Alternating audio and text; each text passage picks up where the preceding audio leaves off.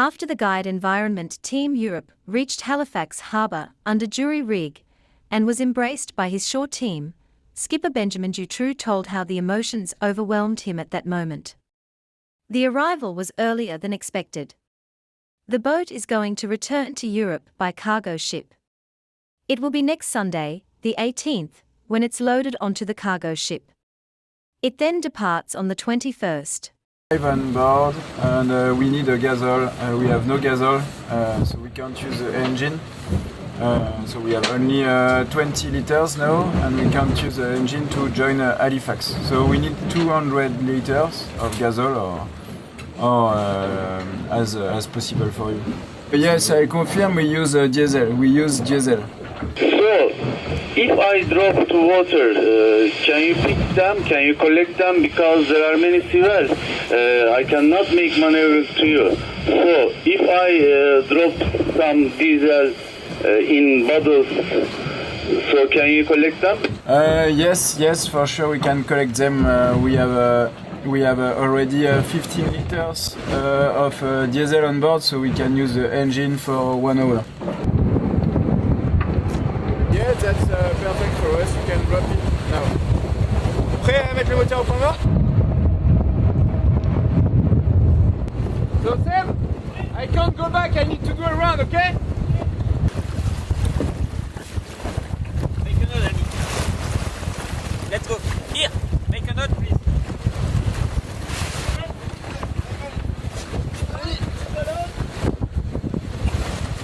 I'm putting him in the compass a minute and then we'll... Yeah. You received. Okay, take out the rope.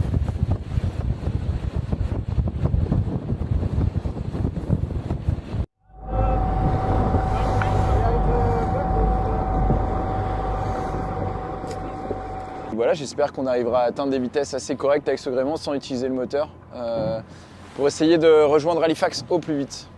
We have called all the boats we cross, so fishing boats, cargo boats, and finally we have found one great captain, Ibrahim, who helped us.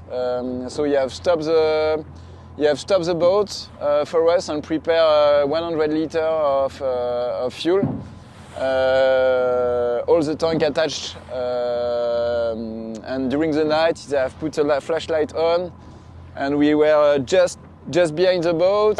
We take it out from the water in the boat. Yeah, it was an hard time, but very good time. The team was very happy because now we have fuel and we can use the engine in the middle of the ridge, no wind, and we can go in the good direction to Halifax. After the ridge, we will have some more wind tomorrow, so we can use the jury rig to go in the good direction without the engine.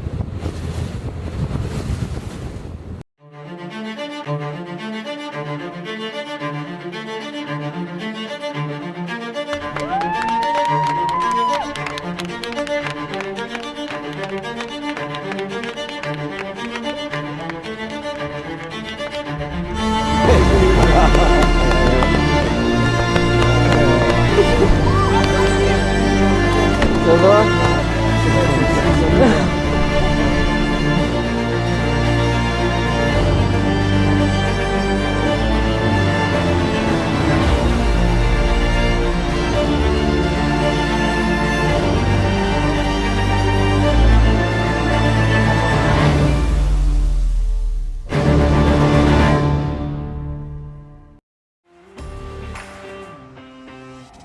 This is the weekly sailing highlights show, the World on Water for week ending May 19, 2023.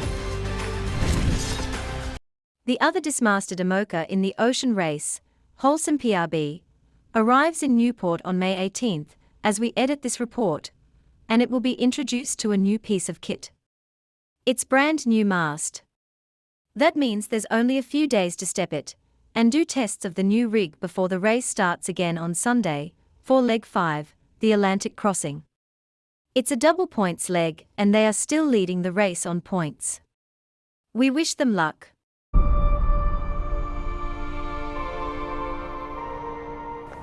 So this morning we put the mast out of the truck, and it's very important for the team. We have now 1 week to prepare the mast and to put all in the mast to have a perfect mast for Kevin on the team.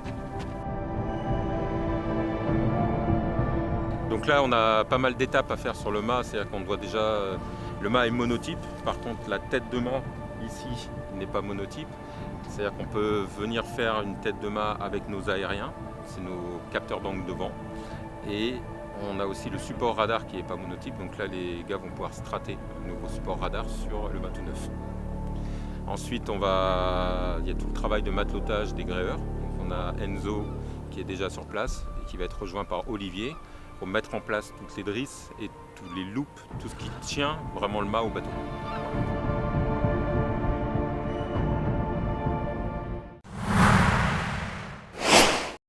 2023 is the 11th season of the 52 Super Series, which was founded in Barcelona, May 2012 when 5 boats raced. The 2023 season started with 11 teams racing, including 1 new boat from Hong Kong, who has Ian Walker from Great Britain as its tactician.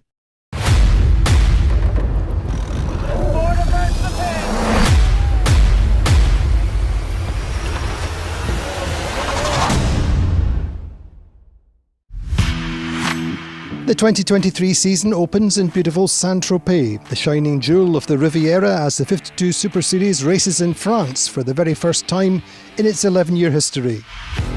11 teams representing 8 different nations line up at the iconic dock in the heart of the beautiful town. Among them, first-time Super Series racers Alpha Plus, a new team from Hong Kong led by passionate owners who are pursuing their long-held ambition to race at this highest level.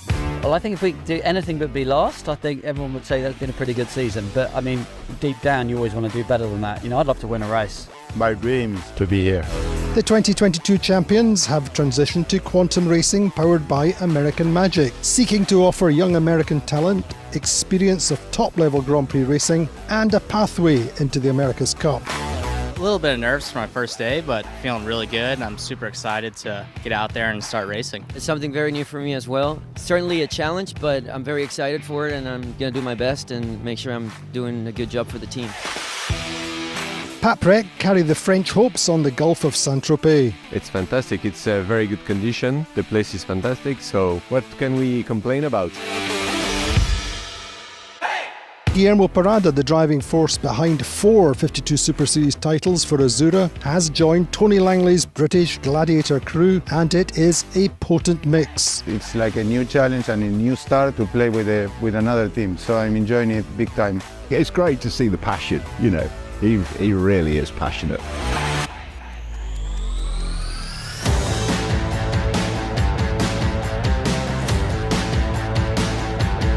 The Gulf of Saint-Tropez is well known to many top pro sailors, but perhaps less so in May. Nonetheless, the race area proves quite one-sided, which places a big premium on starting cleanly, and indeed some of the favourites come unstuck early on in the regatta.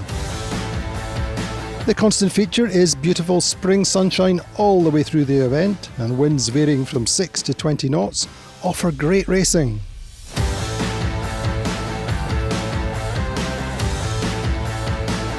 Ergun Imre's Turkish flag team hold their nerve all the way through to an exacting finale to win the 3rd regatta of their careers, consistency being their keystone. It's great. We were not expecting to perform that well in this first event. There's a lot of new things in the team. So we were approaching this like just to learn where we were. We've been a little bit surprised, but in these live wind conditions, we were performing very, very well. We are really happy on Proveza, how things are going, and we are looking forward for the season. And Quantum Racing, powered by American Magic, proved their new young recruits are fast learners, taking 2nd place, and they head to Scarlino tied on points with Tony Langley's Gladiator, who round out the Saint-Tropez podium. I think it's a big boost to our confidence and to our motivation. Looking forward to Scarlino and be ready to have a good regatta there. Congrats to Proveza and especially my friend Nacho. I think we got better throughout the week, which is what we're after. And it's going to be a really long season and we just want to keep getting better. And so au revoir from Saint-Tropez. We'll see you in Scarlino.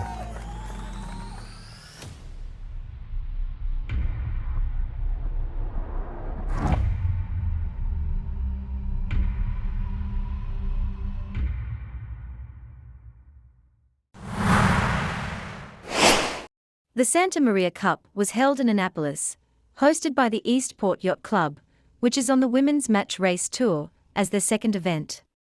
We have all of the action from the race course, interviews from the crews, the round robins, the semis, and finals, all wrapped up with the winner's speech.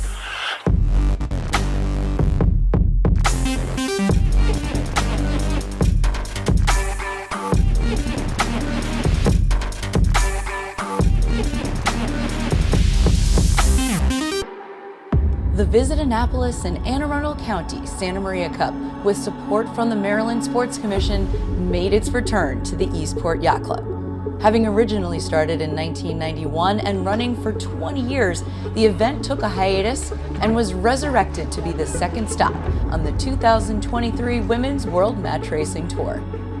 For each event on the tour, the skippers were chosen by world ranking, and for the Santa Maria Cup, 10 teams from 6 countries arrived in Annapolis, Maryland for 4 days of racing.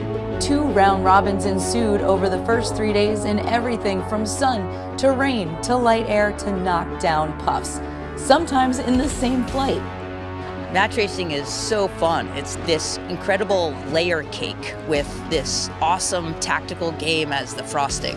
It's just refined sailing. Everyone knows the plays and the counter plays, and it's all about execution. Your teamwork is right there in your face. We love the close intensity of it, you know, the multiple lead changes in a race and all the little plays around the course. I think it's just a bit more exciting than fleet racing, for us at least. Match racing is super competitive. I don't think there's any other sailing that's as fast paced and as tight as match racing is, and that's what I really like about it. Every time that things look like really dicey, you just have to take a quick look over at the other boat and see that they're struggling too, and you just have to struggle better. So it's a really fun game, lots of adrenaline. I just love it. At the end of the 2 round robins, the top 4 teams were determined. Team Wings, Anna Ostling from Sweden, Nicole Brault of Team Vela from the USA, Celia Willison of Edge Racing from New Zealand, and 2.0 Megan Thompson, also from New Zealand. For the semifinals, Ostling, as the 1 seed, chose the number 4 seed, Megan Thompson, as her matchup, which was risky, considering Thompson was one of the only 2 teams to beat her in the round robins. Thompson went up 2-0, creating a must-win situation for Ostling, and when she did to tie up the score, their semi went to a sudden death. Ostling won her 3rd match in a row for the day to progress to the finals. In the other semi, Celia Willison from New Zealand was able to upset Nicole Brault and move into the finals. Teams that had been knocked out watched from spectator boats and got even more time enjoying everything Annapolis and Anne Arundel County have to offer. Because of the Santa Maria Regatta, my team and I have come to Annapolis and we've absolutely loved it. We spent the day exploring, walking down the town square and going to museums, and we'll definitely be back for more. And we love Annapolis so much. We always love coming here, and our favorite things that we've done this week, my number 1 is getting the crab pretzel from Davis's. I've already had 2. We talked a lot to our host family who recommended the ice cream store actually, and the brewery, craft beer. It's such a charming town, and I mean people here are so warm and welcome, and you just have the best experience being here. And absolutely loved the crab. Really cool to have such a place right next to the sea that's really known for its seafood, which we love. So really enjoyed that, and the crab cakes are awesome. In the petted finals, Nicole Brault and Megan Thompson split the first races, sending them into a winner-take-all 3rd match. It took many twists and turns until Brault and her Vela Racing team from St. Francis Yacht Club took the final win for 3rd place overall. In the finals, which was a first to 3-point battle, the first and second match out of the gate, Ostling and team put serious distance between her and Willison. In the 3rd pre-start, entering from starboard, Ostling managed to catch Willison in a port starboard penalty going into the first dial-up. Wilson traded out leading the race with shifty and puffy conditions, even gaining major ground on the final run, but couldn't quite get the hook on Ostling to try and start a scuffle to offset that penalty she carried the entire race. Anna Ostling with crew Linnea Wintergren, Annika Kurlunger, and Anna Holmdahl-White therefore took their 3rd point to win the 2023 Santa Maria Cup.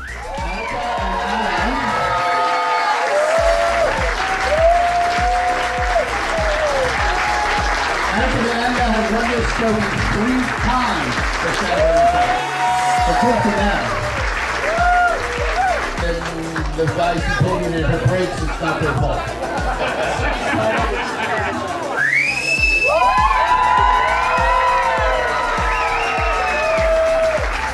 This is my and Linnea's first time here, but as I said in the first speech of the opening ceremony, we've heard so much about this place. And we found out that everything was true. It's a beautiful, beautiful little city, and you guys, you are amazing. I don't really understand how you can, make us feel like family members in only 5 days, but I'm so happy for that. That's a great symbol for us to take home. It's in my heart and in our heart. For having this trophy for the first time, it's very huge for us. Thank you so much and see you in France. Congratulations to everyone and best wishes for the rest of the Women's World Match Racing Tour. For T2P TV, this is Ashley Love.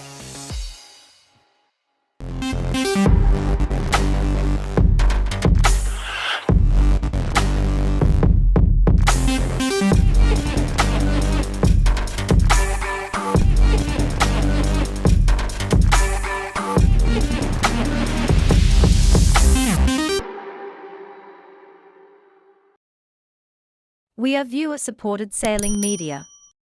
Please subscribe, share, like and check to alerts bell. The iQFoil Open European Championships came to an end with the prize-giving ceremony, marking the culmination of an action-packed week in Patras, Greece. This windsurfing extravaganza, organized in collaboration with local sailing club IO, patron and held at the scenic Porto Rio hotel venue, will be etched in the annals of the sport's still short history.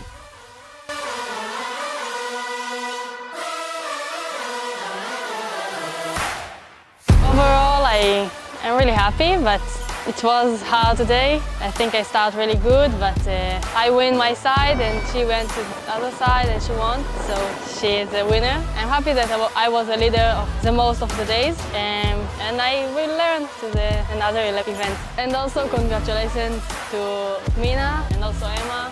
Yeah, so the qualification round I was struggling a bit, but could make it without big counters into Gold Fleet, and then in Gold Fleet something clicked and I had really quite dominant performances over 2 days, which put me in the lead, and I came into the medal race with a 10-point lead, and yeah, got beaten in the final by Nicolo coming from 10, which is very far away from points, but that's how the class is and that's the rules we play too. And I'm happy for him because he showed really extraordinary performance today in the strong wind. His reaching in 30 knots was something special, I have to say. He was faster than everybody, and he showed that he was faster than everybody, so he deserved to win. But I will definitely see if I can find something magic on the reach in 30 knots as well.